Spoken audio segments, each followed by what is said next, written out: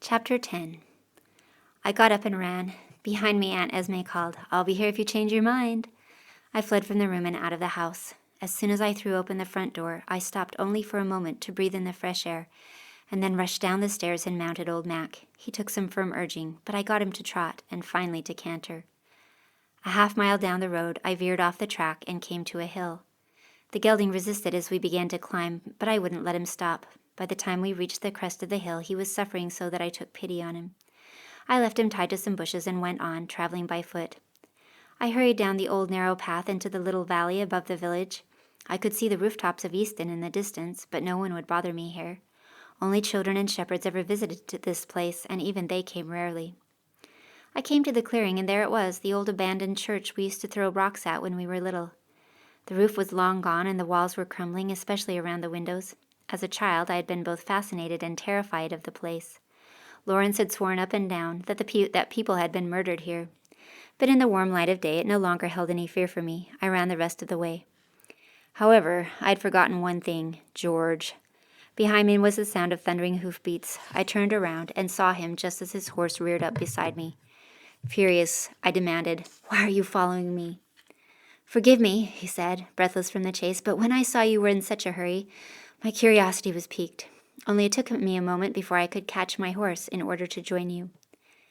"Did it ever occur to you that I wanted to be alone?" He got down from his horse and took in the church. It did indeed. I pressed my teeth together. Wasn't there any peace to be found? Couldn't anyone grant me 2 minutes to steady myself to face the bleakness of the future?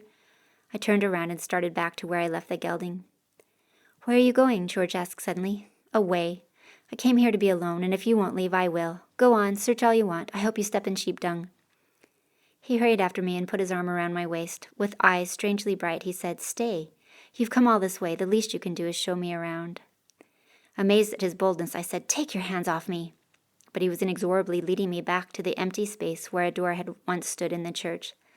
"Let's just explore a little, shall we?"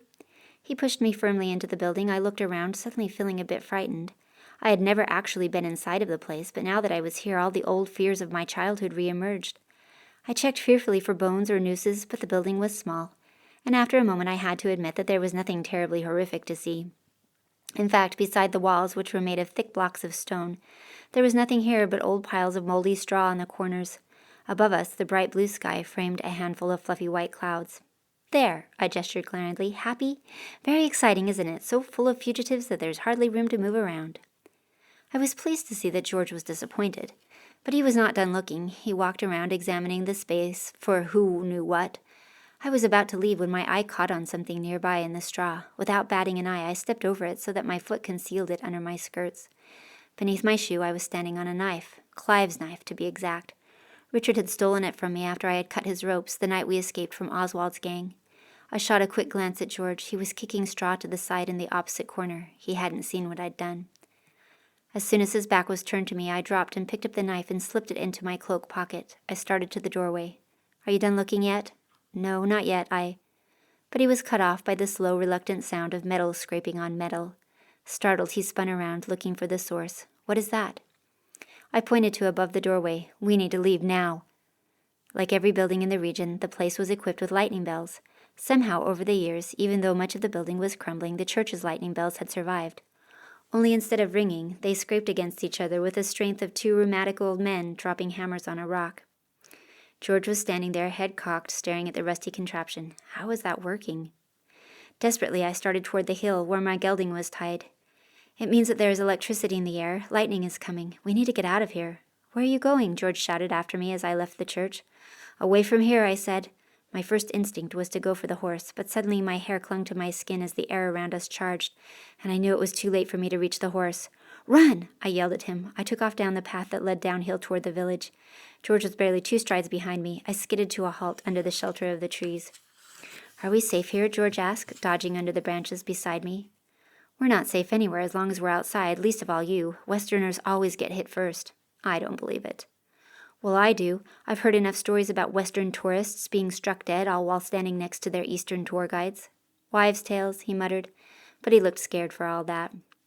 A stiff breeze shook the branches around us, and the hair on my head abruptly relaxed. I listened carefully. The distant sound of the rusty bells had stopped. All right, I said. I think it's safe to come out now. But what about the lightning? It was there, but fortunately for us, it didn't discharge. If you ask me, you people are paranoid. There's hardly a cloud to be seen. Suddenly, quite close by, a rumble of thunder hit the sky with a kettle drum boom. At the same time, the ground beneath my feet vibrated. Do you think clouds are required for lightning strikes? It's ignorance like that gets people killed around here. I started back to the path. Now, if you'll excuse me, I'm going home. I went up the hill to fetch my horse, but George went back to the church. I could only hope that I had the only evidence he was looking for safely in my pocket. Still, the sad fact remained. Richard was an idiot. I wouldn't be surprised if he had not only left the knife, but a monogrammed handkerchief, his wallet, and a scratched message on the wall saying Richard was here. I got home hungry and tired, but unable to face going inside yet. Instead, I led the horse down toward the brook and past the pasture where a little cottage and garden were located. From the open windows, I could see the faded red curtains moving softly in the breeze. I left old Mac to graze in the grass and trudged up the rough stone-white path to the door. The house was surrounded by freshly planted violets. I picked one and put it in my hair before knocking on the door. "Come in," I heard a faint reply from within. I lifted the little latch and went inside. An old woman was sitting at the table with her back to me, sorting seeds. When she turned around, she stared at me in surprise, but then her surprise turned to joy. "Oh, little Lisby, you've come home." I ran to her chair and wrapped my arms around her shoulders, nestling my head in her hair. "Marie, I missed you so much." She patted my arms and pressed her wrinkled cheek to mine. "Why, I was just thinking about you in that little blue dress you used to wear, the one that matched the doll that you'd carry everywhere. What did you call her?" "Coriander," I said, and then kissed her. She still smelled like that comforting scent of lavender and starch. I sat down beside her and started helping with the sorting. I didn't need to ask how it needed to be done. I'd done this kind of work dozens of times before. "Is Gerard up at the house?" she asked. I shook my head. "I came ahead of him. I expect he'll be home Saturday or Monday at the latest." "I'd better make up a fresh batch of curds. Lucky for me, there's good thunder weather for it," she said, smiling to herself. "He'll be that glad for good plain food when he's home again." I stopped moving seeds around and folded my arms. Marie looked up at me. "What is it? What's the matter?"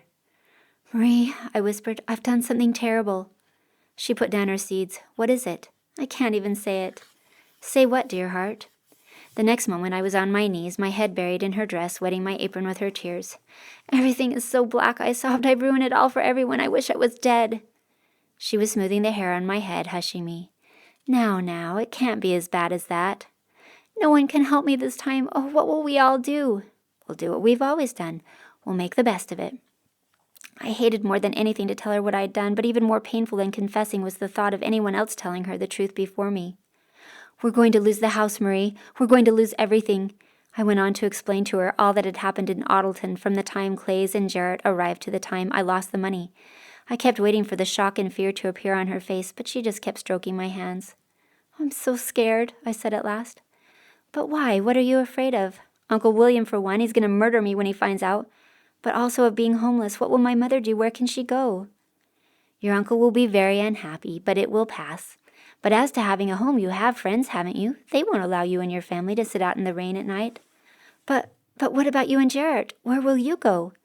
She reached into her pocket and found her handkerchief. She wiped my nose and said, "Well, Jarrett and I still have some use in our old bones. There's not much we're afraid of anymore. As long as we're together, we'll be fine."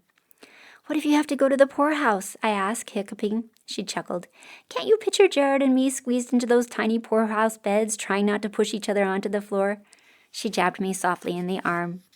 I tried not to smile. This was not a laughing matter, but behind the cataracts in her eyes, she seemed so unaffected by my bad news that I couldn't help but feel better.